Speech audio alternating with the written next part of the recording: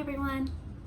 Do you have a child, or do you know a child who just gets really nervous about going to the dentist? Now, if they're young and there aren't any issues, obviously it's not even that big a deal, right?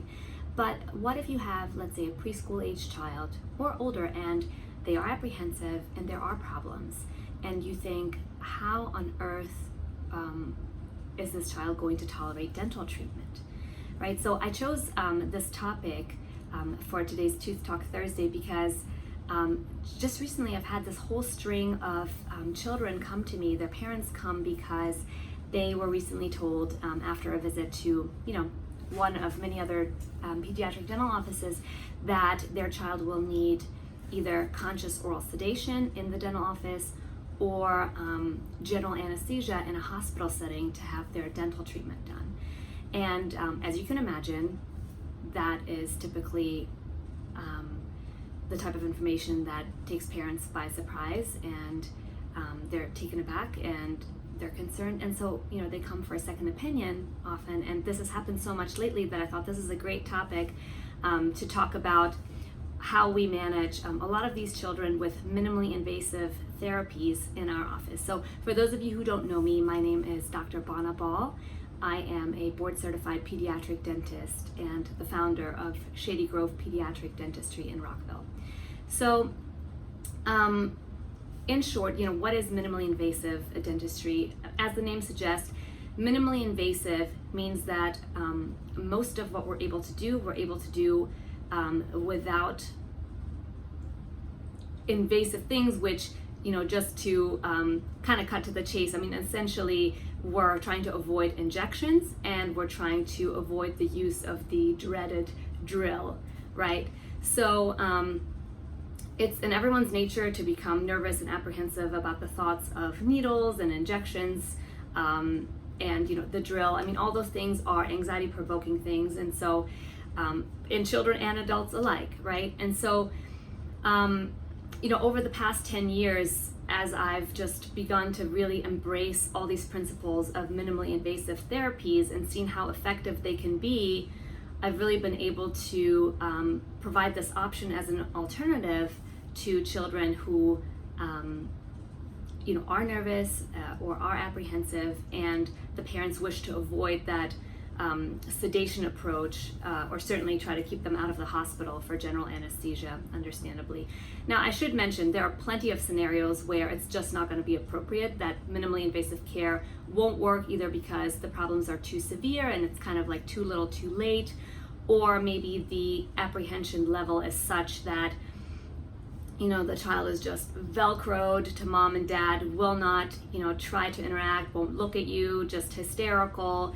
And despite maybe your best efforts to try to win them over, if it's just not happening, obviously it's perfectly appropriate to go down the path of sedation and those pharmacological approaches.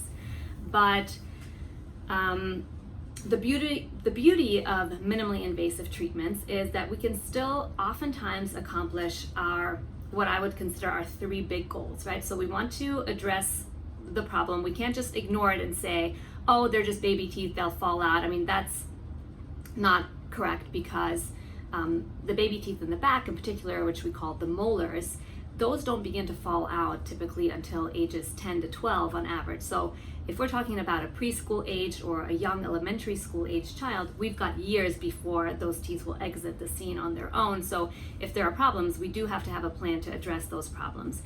And so, the goal is, yes, we do have to plan something to help manage the situation.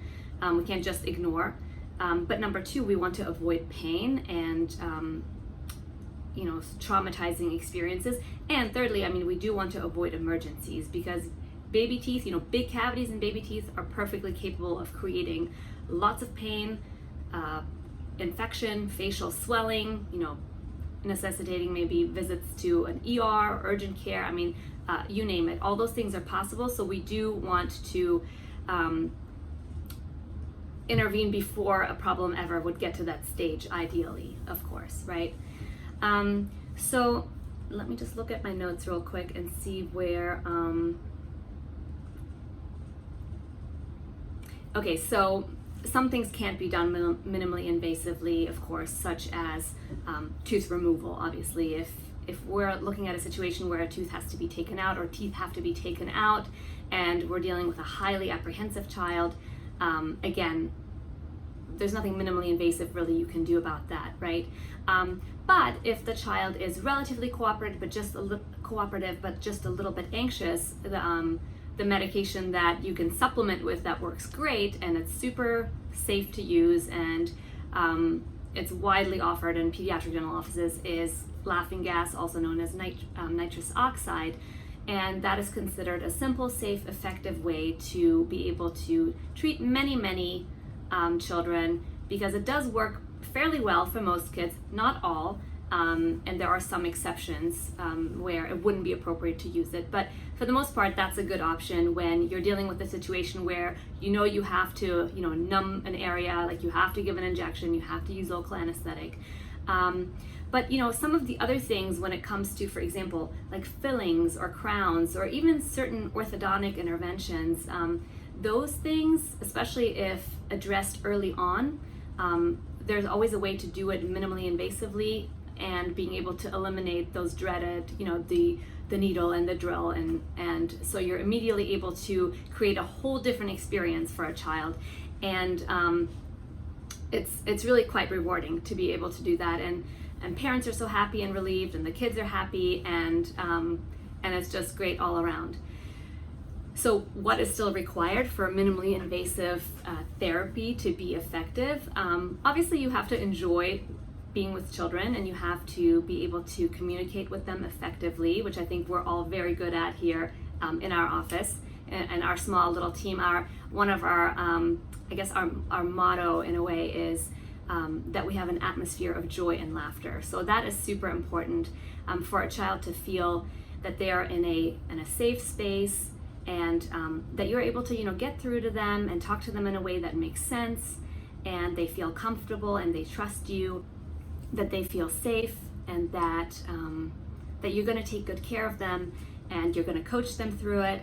And it's actually so amazing to be able to see them sort of rise to the occasion and then feel that sense of pride in their accomplishment.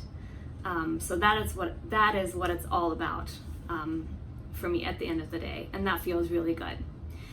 So we'll end on that note, because it doesn't make sense to go into any specifics, because it's all very case by case dependent, and it gets a little too technical and boring probably for the purposes of this video. But if this sounds like something that you would like to explore, if you're hoping that your child may be a candidate for minimally invasive dental treatment, please do reach out.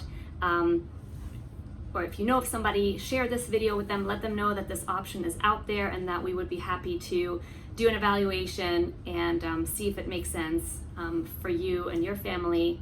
And just get in touch with us in whichever way you feel most comfortable.